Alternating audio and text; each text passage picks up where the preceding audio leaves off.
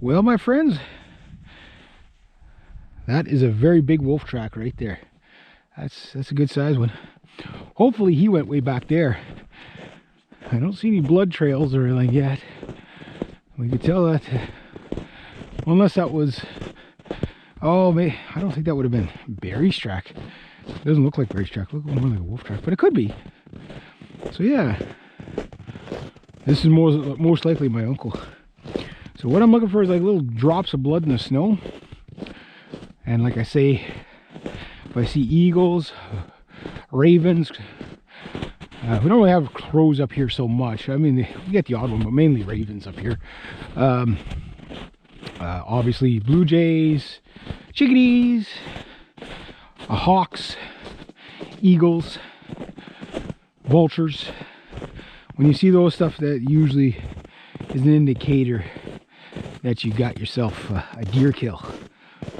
So right now, early in the morning, what will happen is probably my uncle's track. So he must have went up and around and then came back this way, which would make sense if he did that this morning, because you can walk everywhere when it's on the crust like that.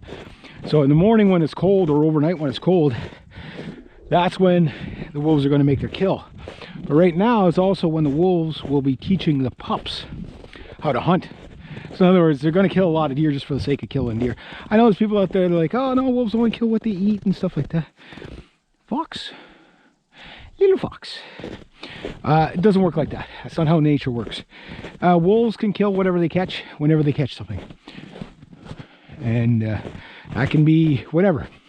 But the pups, what they do is they teach them how to make the kill. So they'll work with the pups, and then next year the pups are on their own, right?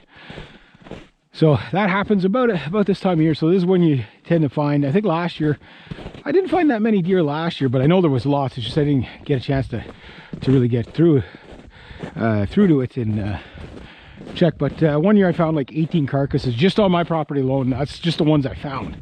So you can understand why I trap wolves. There's no deer left. Our road is blocked. I will move it out of the way with this later. I'm gonna have to get the chainsaw.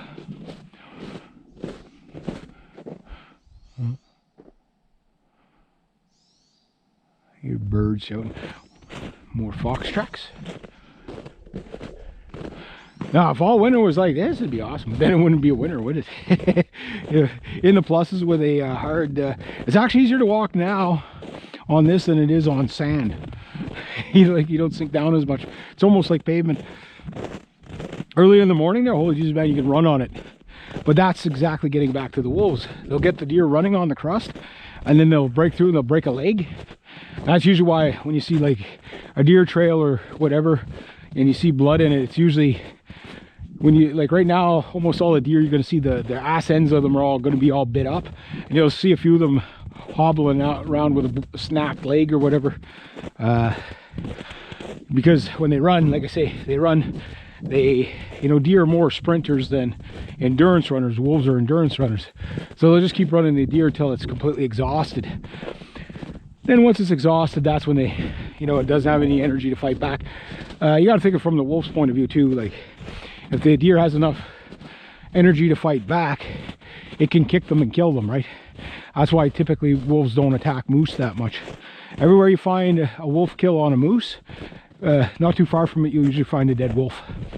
So, because one kick from a moose, I mean, that's it for you. You're done. Yeah. So the deer breaks its leg. If it still gets away, well, it suffers until it can't go on anymore, and then the wolves get it that way, or just bleeds out and dies somewhere, and then everything finds it. So that's how they do it. So it's brutal. It's definitely brutal. But that's nature, right? That said, in the next couple of weeks, say about 3-4 weeks, might see some bear tracks. I think it'd be a while yet. It'd be probably, if it stays the way the winter's going, it probably might see bears in April. But you'll definitely see bears in May. You know, but they start waking up around April, sometimes late March. Not too many. The only time they wake up in late March is typically when little fox there again, is if they're getting flooded out, then they'll kind of wake up. But sometimes they'll drown because they won't wake up. Like their hibernation state is basically like a state of animation for them. It basically, like a hibernating bear, you could probably punch him in the head 10 times to pull his tail, pull his ass hairs out, and he probably won't move because he can't wake up. It takes him, it's kind of like being drugged. He can't do anything right away. You know what I mean? Because his system is almost completely stalled, right? So he's got to start getting the heartbeat going a bit. The fox there, and then he starts getting, you know, really slow. I mean, think about yourself in a, you know, really tired and you know, whatever, you sleep and you get up and you're really groggy. You can't just function right away, right? Your body needs to, you need to wake up. Holy bunny squatch. There's a, yeah, a chupacabra fox. Yeah, and anyway, yeah, so you can't just wake up right away. So that bears are the same. It's just they take like about a month to do it. You know? Like they ease into the day, you know what I mean? So yeah, so that kind of stuff. So that'll be interesting. Will I bear hunt this spring? I don't know. Depends on what depends what what life throws at me. That's definitely a coyote. That's definitely a coyote. I like the tracks being back here because now what the heck happened here? The remainders of the snowmobile trail. I'd like to know. I didn't see where he turned off. Oh, he must. I know what trail he would have turned off. My uncle. Whoa, sank down there.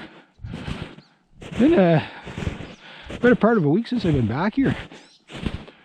So, I mean, all my traps are set off up by snares. So it'd be nice if to finish off the end of the season with a couple of wolves anyway. Although I don't know how good the pelts would be right now. They'd be just starting to get mangy and stuff like that. But still, if I got a big enough wolf, I hang on to him, I'll get him stuffed. I'll just get the pelts tanned. Even if I have to borrow the money to do it, I'll get the pelt tanned and just hang on to it at a later date. Buy some taxidermy supplies, even if it takes me like a year, and then taxidermy a wolf. That'd be really cool. Yeah, going through here. See, it's a little bit warmer here during the day. That's why I'm going through. Woo! So anyway, I'll get past this, and then yeah.